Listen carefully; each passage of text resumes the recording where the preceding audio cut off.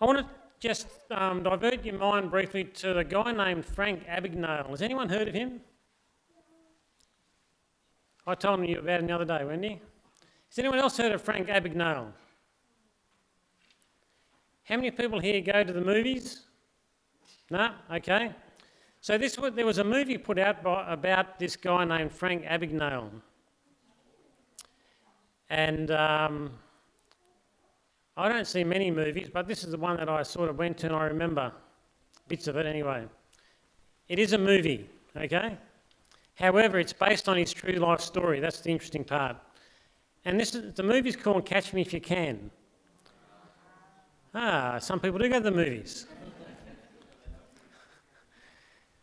And in this movie, young Frank Abagnale was born in 1948. I don't know how many were born here that year, but at least one. He was born in downtown New York in a family. The movie has him as a sole child, but in reality he was, I think, one of four. And by the time he was 12 years old, his parents had decided they were better off without each other. They split up, and when he was 15, his parents divorced. And so guess who he went to live with? His father and stepmother. And it wasn't long before young Frank was given a car from his dad and a credit card. I didn't know credit cards existed back then, but it was probably like a credit note type thing at the local servo. And in no time, he'd built up a debt of about $1,500 on fuel. And that wasn't what his dad had intended. So he ripped his dad off effectively, and it was no time he was out of the house and gone. By the time he was 17, I think he was gone, living on his own, doing his own thing as best he could. He knew he had to work because back then, if you didn't work, you didn't eat. And so he found himself some work, and he went from one job to another, often getting put off for various reasons. And he eventually got to a job where he wanted to be an airline pilot. So here's this uneducated kid thinking, how can I do that? So what did he do? He bluffed his way to get a uniform, a pilot's uniform. Security wasn't quite what it is today. He bluffed his way onto the plane, and he was sitting up the flight deck in the jump seat, flying around the world with a Pan Am uniform, bluffing his way from one hotel to another and getting free lodging. And they sort of caught up with him eventually, and he had to change jobs. So what better job than an airline pilot? What else could be better than that? How about a lawyer? I'll be a lawyer. He didn't last long with that one, but he did survive a little time. He says that he lasted longer as a doctor. He was a young paediatric registrar, from what I could gather. On the midnight to 8 a.m. shift he worked. So he put himself on a white jacket, got a clipboard and went around signing forms and stuff. And they reckon he was 12 months sort of, he gathered people around. What do you reckon? Yeah, whatever that person told him, he'd say, oh yeah, do that. He bluffed his way through life. He forged cheques back when cheques existed. Everyone knows what a cheque is, I hope. He forged cheques. He claimed that he didn't actually rip any people off, only one or two here and there. He just ripped off companies. He didn't want to hurt individuals. But when I went digging up about this guy's real life story, the picture gets even more murky. Depends how much you trust Wikipedia, but there's a huge big slab in there. If you want an afternoon entertainment, you could read it. It's actually quite detailed and it gets a bit tedious. The point is, this guy bluffed his way through life, lie after lie, and he was believed. When you read his story in Wikipedia, they challenged, did he really do what he says he did? He's been on the speaking circuit around the world telling his story. And there's actually people who challenge. I was the boss of Pan Am, and I think I'd miss it if we knew we'd forged that many cheques. I was the boss of that hospital, and we never had an 8 a.m. to midnight 8 a.m. shift. And so there's all of these questions, like, did he or didn't he? I don't know. But he's bluffed a lot of people to believing that he did what he said he did. He lived his life on bluff. So, did that thing really roll up a hill? It looked like it to me. And I'm not actually trying to bluff anyone. Like, you put it there and it rolls up the hill. And all you physics questioners can feel that. It's not weighted. It's just a bit of wood that's been shaped like that, and it rolls up a hill. But to see that, it's a bit hard to go, oh, how's that work? And no one's explained it to me, so that means I can't explain it to you. But we'll see. Many concepts are accepted as truth. They have been over the years, decades, centuries. And today things seem to be changing rapidly. The concept of took a man and a lady to get married. That one's been challenged. The idea that the world was created by an all-powerful God. That one's been challenged. And even though science or the concept of evolution contradicts the laws of science, it's been accepted as fact rather than theory even.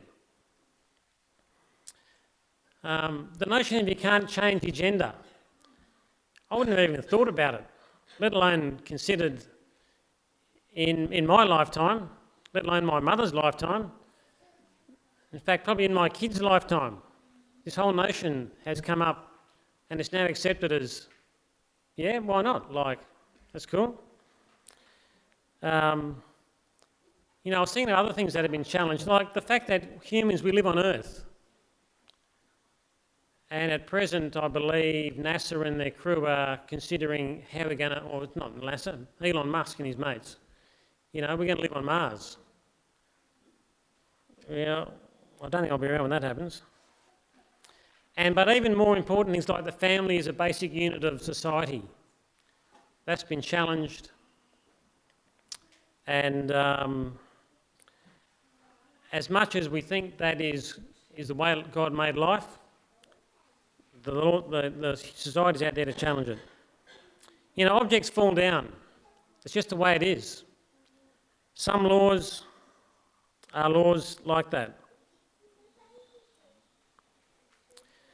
So, like I said, many obvious truths have been challenged over the years, and it makes me wonder, where did this challenge come from?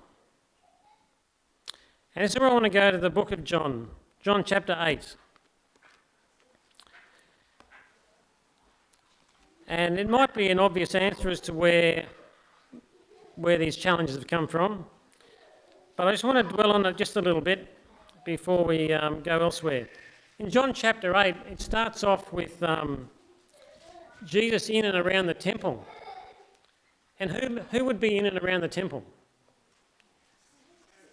The Pharisees and Jews and all those people who like to think they know better or know what's best. And they brought to Jesus a young lady caught in the very act of adultery, it says. But I'm curious that she was brought not for her issue, but brought as a test of Jesus, who are you? And so Jesus bent down in the dirt, as we know, and just wrote some things with his finger. And by the end of his writing, he looked up and asked the young lady, "Where are your accusers?" And in verse 12, verse 11, he stood up, "Where are your accusers?" And she stood up and said, they're not here. He said, well, I don't condemn you either.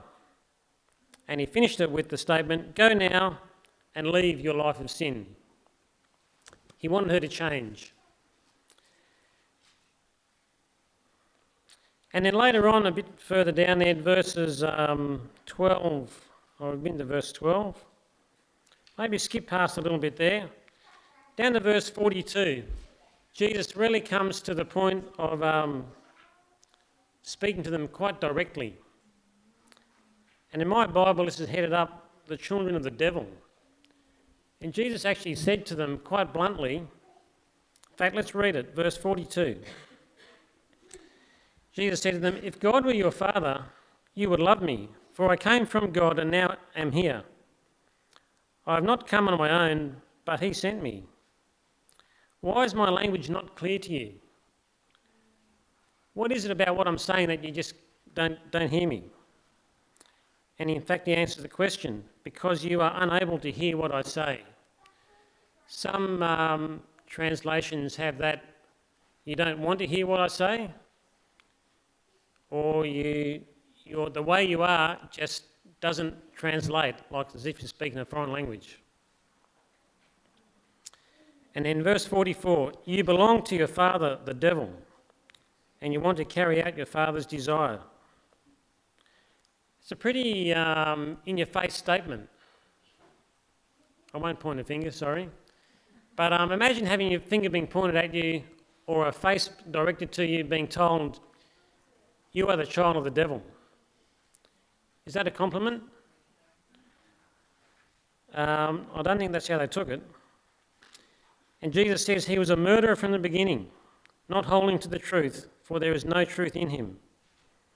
When he lies, he speaks his native language, for he is a liar and the father of lies. You know, Frank Abagnale, that's just the guy he was. He spoke lies as if it was the truth. Lies roll off his tongue as if it's fact. And I'm sure I've heard Rex talk about guys, one in particular or two of them locally, who speak, yeah, that's the way it is. And you look up, it's exactly the opposite. So Satan is the father of lies.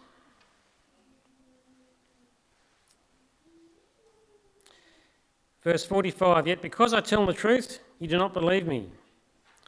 It seems like those who tell the truth these days are considered the liars. Things have been turned upside down. Those few truths I mentioned earlier have been put on their head. And just like, things roll uphill, we sort of go,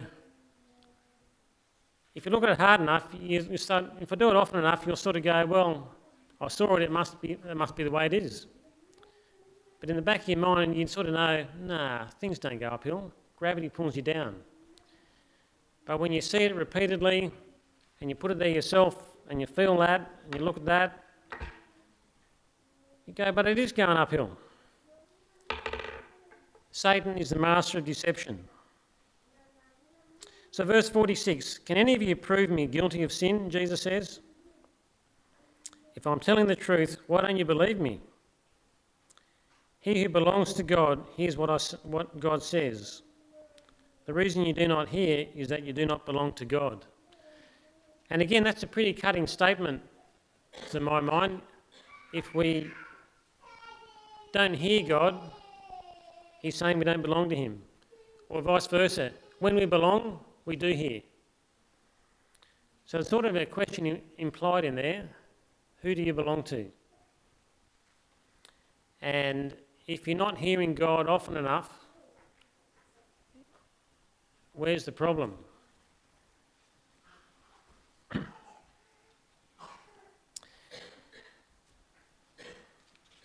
So Jesus is clearly teaching that Satan is the originator of sin. And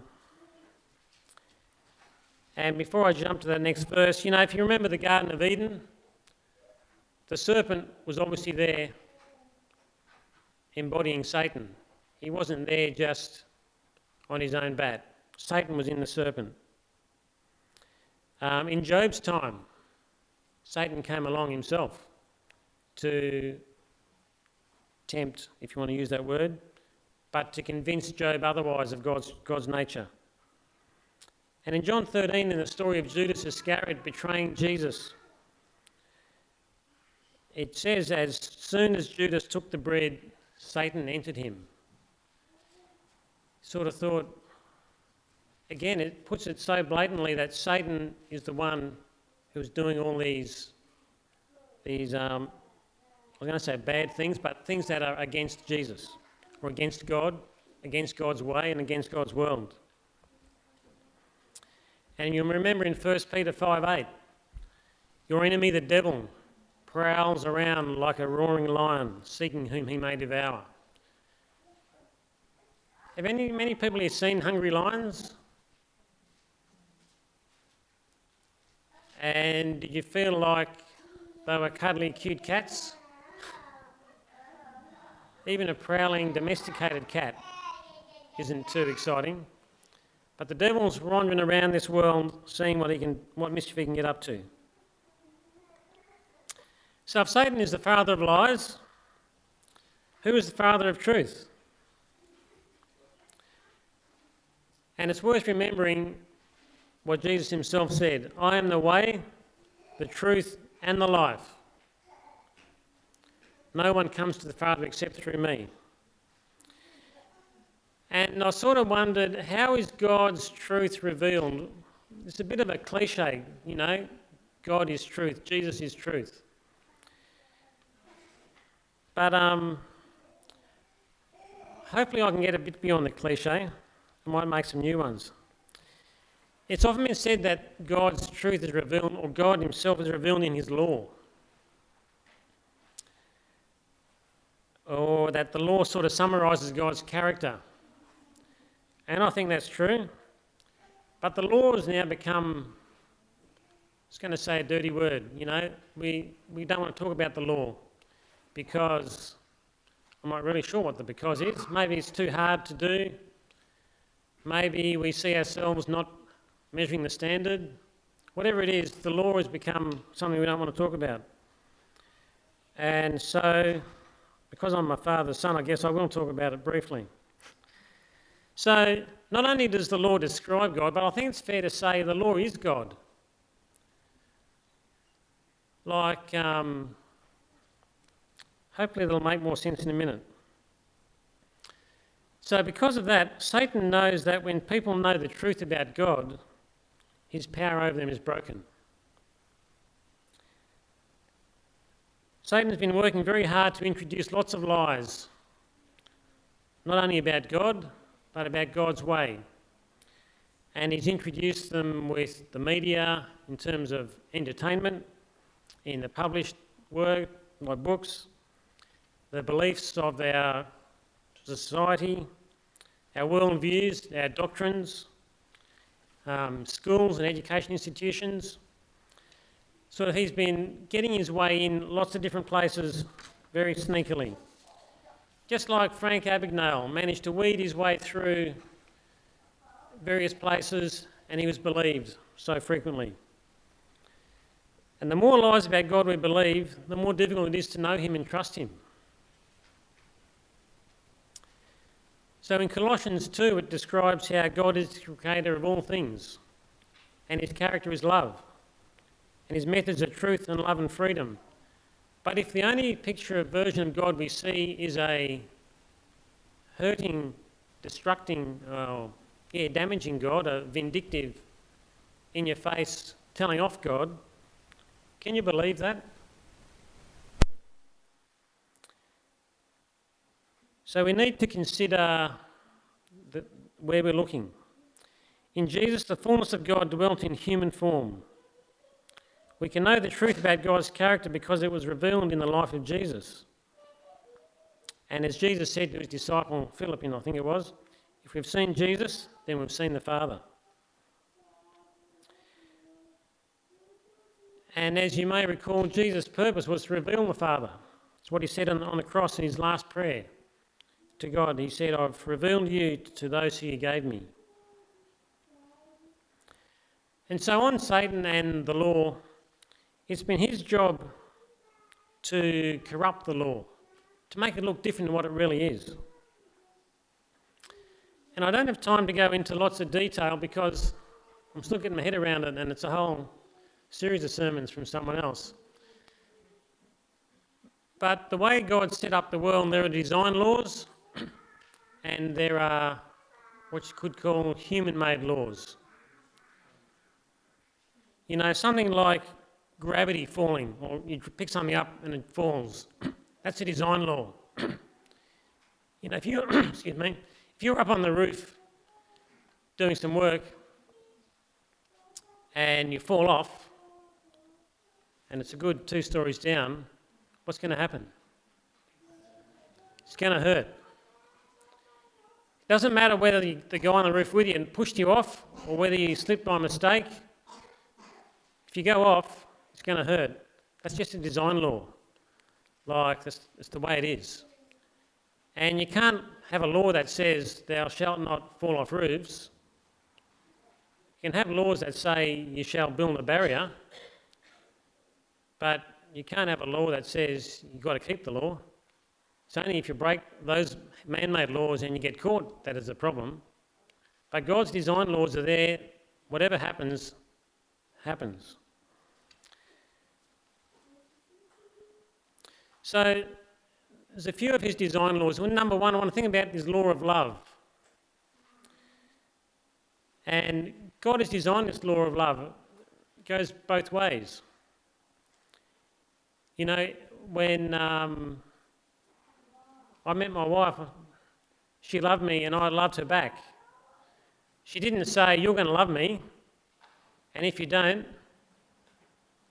watch out. Like, it doesn't work that way. Love can only work 2 ways.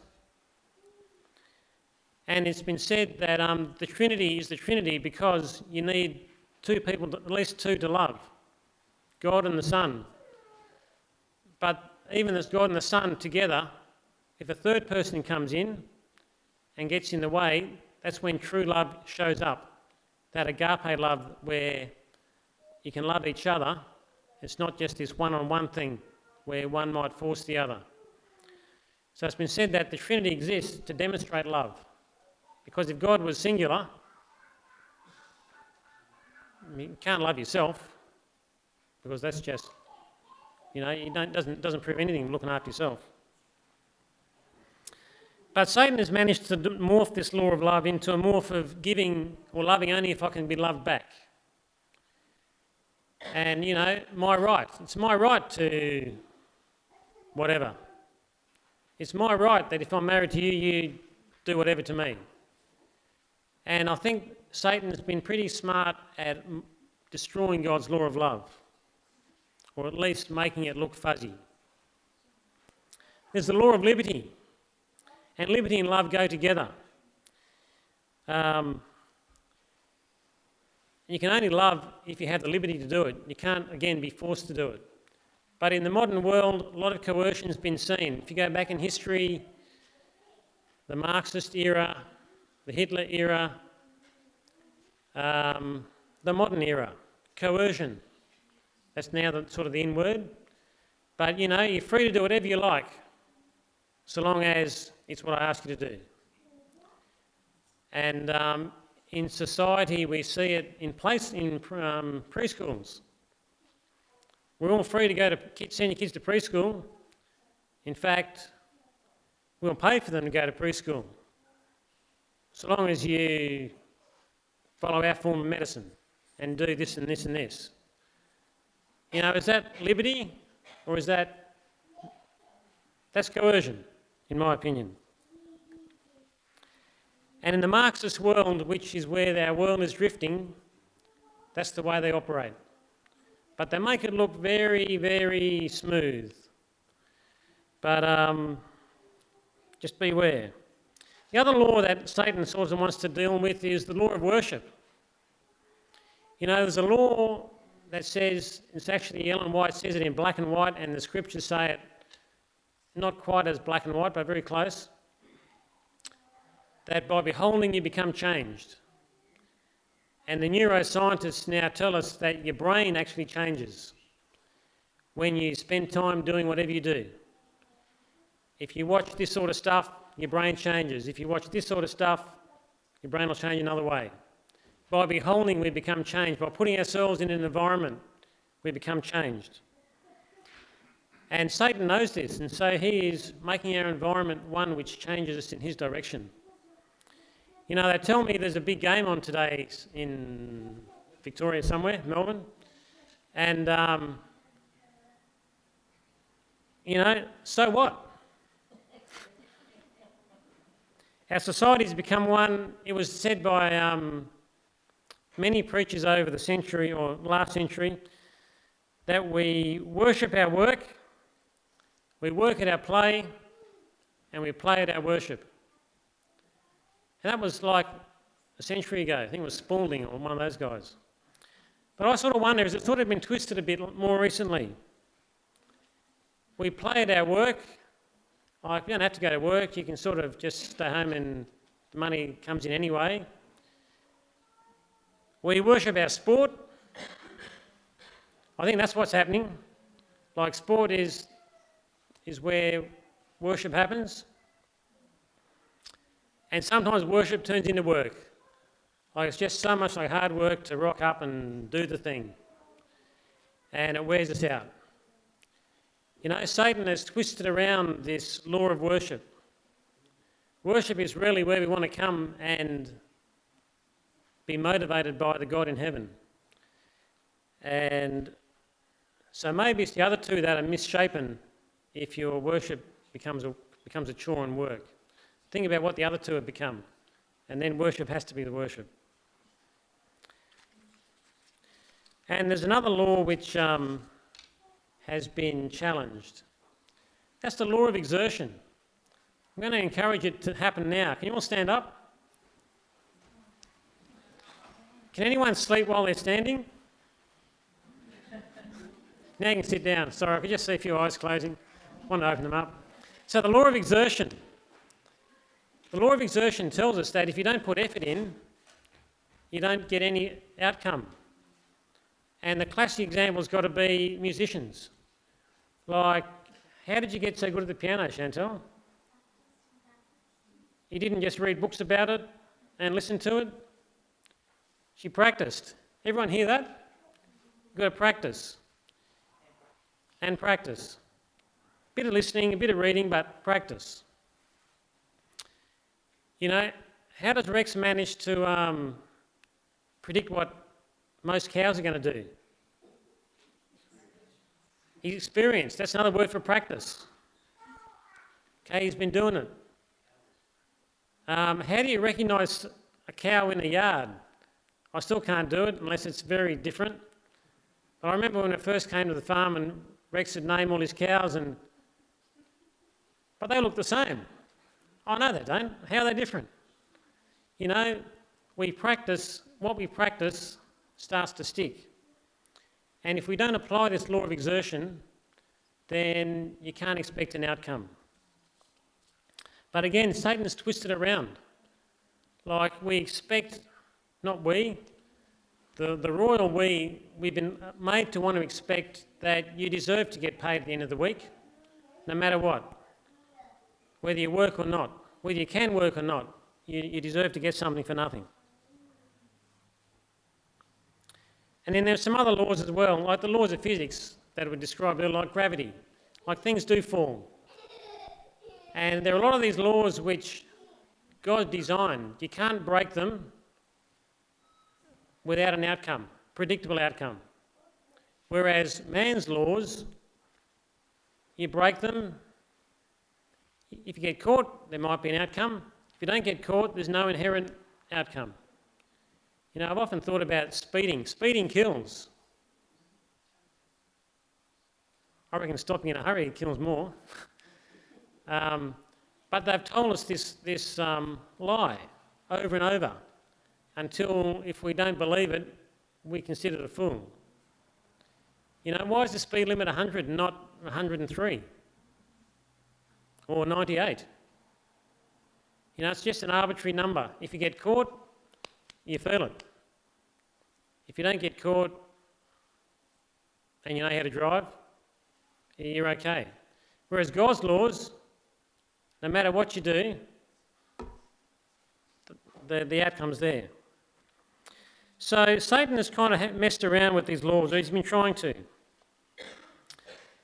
And when we consider the last 2.5 years, you know, it struck me that it's 2.5 years, that seemed like a long time usually, but it's 2.5 years since what? Since COVID was declared. And who do you see at work in that? Sorry, a few funny looks. I'll come to that. Ask my question again. No, I'm going to ask the same question. Who do you see at work in the last 2.5 years? You know, there's been a lot of fear developed for various reasons. You know, you might be fear of getting sick. I remember when AIDS first came around, would have been the late 80s, I believe. I worked in a public hospital. We saw any person who came in, and we got the talks about AIDS, HIV. I don't think it had even been described at that stage, but, you know, we're going to bring these new washing protocols. And I got a bit nervous, I must say. But the protocols didn't last that long because, well, the protocols are still there, I must admit, but people didn't take them so seriously after a time. But it's kind of still here, but it's blown over, but the fear was certainly there. And with this COVID thing, the fear has been magnified. Wherever you go, it might be fear of getting sick, might be fear of dying, fear of making someone else sick, that's the biggest one. But the powers that be have worked on this fear thing. And then there's deception. You know, no matter which side of the fence you might want to be on, deception things have been going on. You know, you hear someone say, masks are great, we need them, and these are the reasons, and they quote research. And someone else says, no, masks are useless, they don't work, and they quote research. And you sort of drill down a bit and you find on both sides a little bit of information kind of missing. And you've got to really fuzz around to find the full truth. You know, I'm not, English is never been a good subject at school, but I am fascinated with language. And the latest word, no, it's not the latest, it's been around a while now, misinformation. Oh, I thought it was disinformation, was the opposite of information. But it's become misinformation. So is misinformation lies? Or is it just something we didn't want you to hear about, but it is there? Or, yeah, what's misinformation? It's part of this deception thing. And then the other one that's really pushed along is division. You know, this whole COVID thing has kind of brought a swell of division amongst, I was going to say us. It is us because we're humanity. You know, be it in individual families, be it in church groups, in community groups, the broader society, there's kind of these divisions being made. And if you declare an allegiance one way or another, you kind of put in a camp. Whether you go along with the whole camp or not doesn't matter, but you've been put there and that division's been made. So these sort of facets of life, who is that the work of? Who are they the tools of? To me, they're the tools of the devil. And he's the father of it. And whether you use these and know it's the devil or not, they're still his tools. You know, if I go and dig in my garden with a shovel and a fork and a mattock, they're my 3 tools I've been using lately, and I dig and dig, am I a gardener or am I a physio? In the garden, I'm a gardener. If I'm using those tools, I'm a gardener. I might not be good at it, but I'm gardening. And these are the tools of Satan. And whether we know it or not, if we're kind of being sucked into this vortex of using these tools, then we're kind of being sucked into his way of living. You know, I didn't want to preach, or don't want to preach anything to do with fear and brimstone, although that one of those hymns kind of gave that idea. Fire and brimstone, sorry. But sometimes we sort of go, if this is where society is taking us, you know, what hope do we have? The debate about the origin of COVID, how we manage it, good treatments, you know, this whole thing's been stifled and messed up along these lines of fear and deception, division, and confusion. So when you want to listen to someone, how do you decide who to listen to? Like who's the one with the truth? And it's been suggested there are 4 questions to ask. And these are just 4 things to think about. You know, has this person or entity lied to you before? The government always tells the truth, doesn't it? Always. Has this person or entity ever hurt me before? Has this person, or would this person be fired for saying what they're saying? You know, if someone's prepared to get up and say something thinking they might get fired for it, are they doing it just for fun, or have they got a strong belief system behind them somewhere? And the last one is to ask, what have they lost by saying what they say? Has it cost them anything? Or are they just, or are they being paid for it even? The opposite of being a cost. And if you think about it, Jesus is probably the only one that really meets all these criteria fully.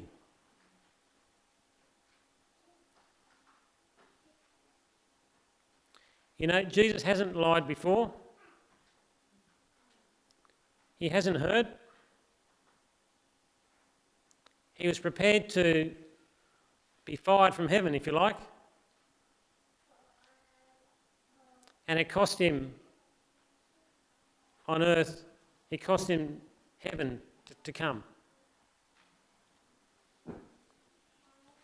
You know, from the very beginning of the great controversy, Satan's purpose has been to overthrow God and his law.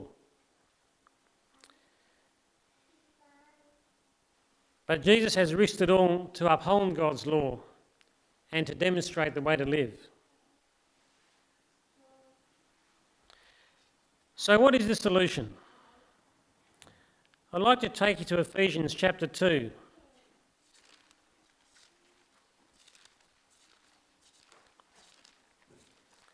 And I'm hoping some of you can recite this.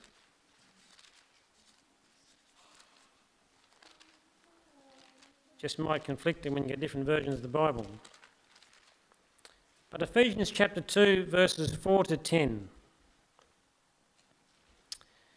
But because of his great love for us, God, who is rich in mercy, made us alive with Christ even when we were dead in transgression.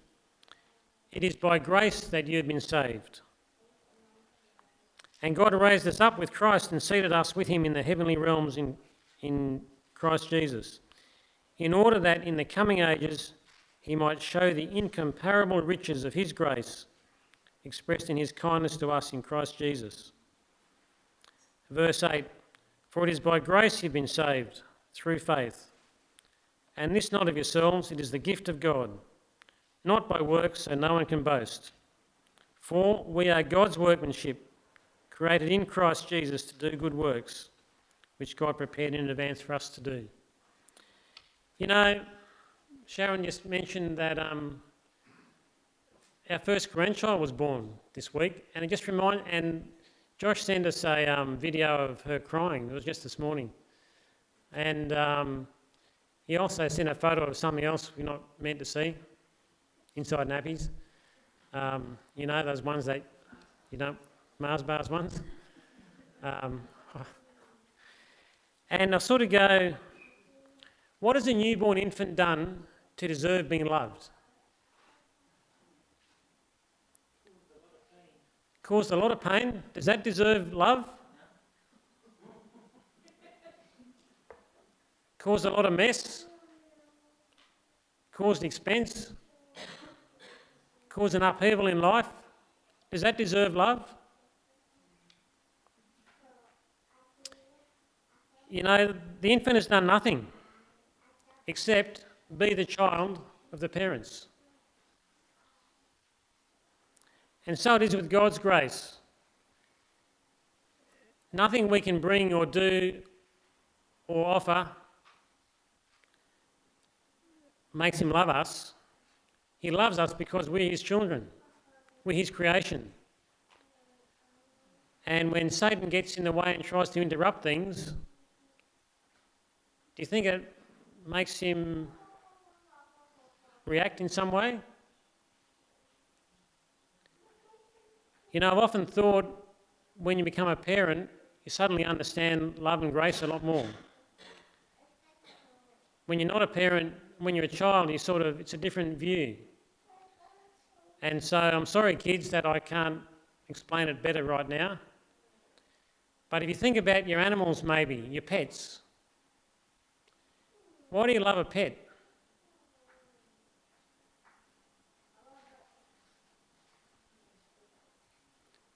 Do they deserve being loved?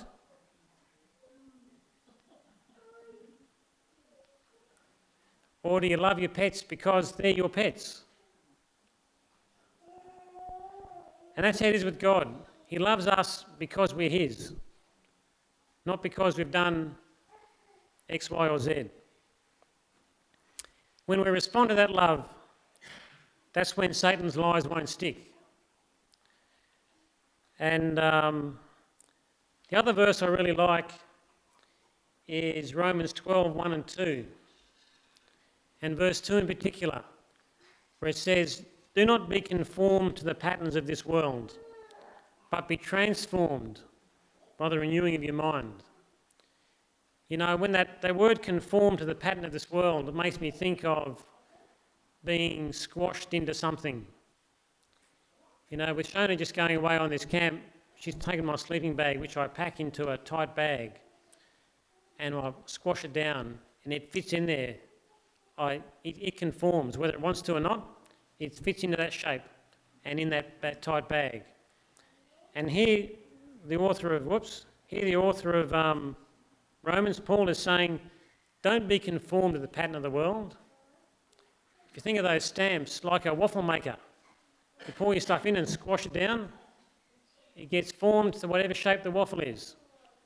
He's saying, don't be conformed to the pattern of the world, but be changed or transformed by the renewing of your mind. And that's when it then came to my mind that this happens to be a daily action. If you watch whatever the telly dishes up every day and talk to God once a month, what's going to have the most power over you? So we need to renew our mind by a daily action. So what's the antidote?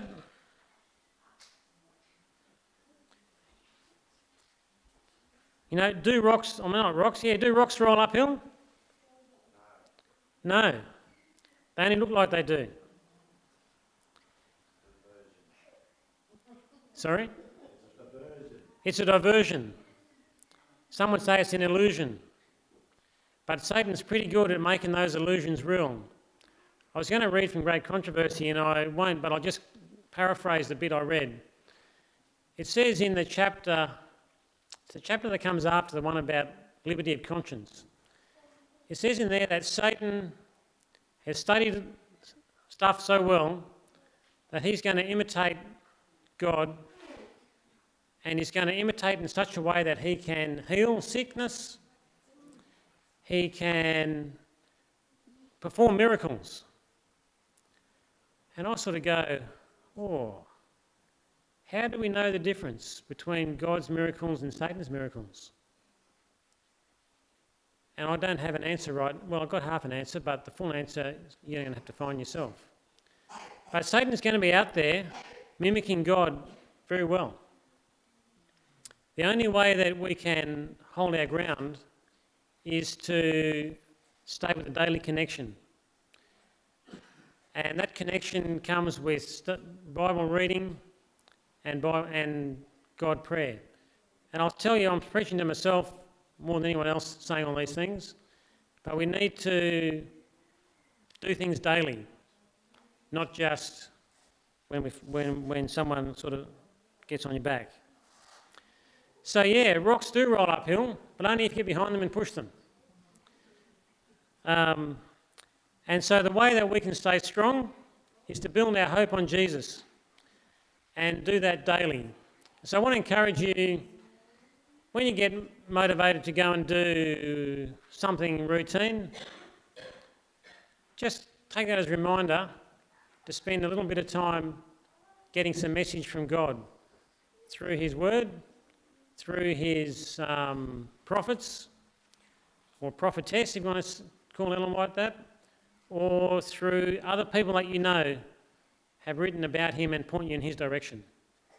So that's my prayer and hope, that we can each spend time with Him every day and learn from that His grace and His sustaining power in this world we live in.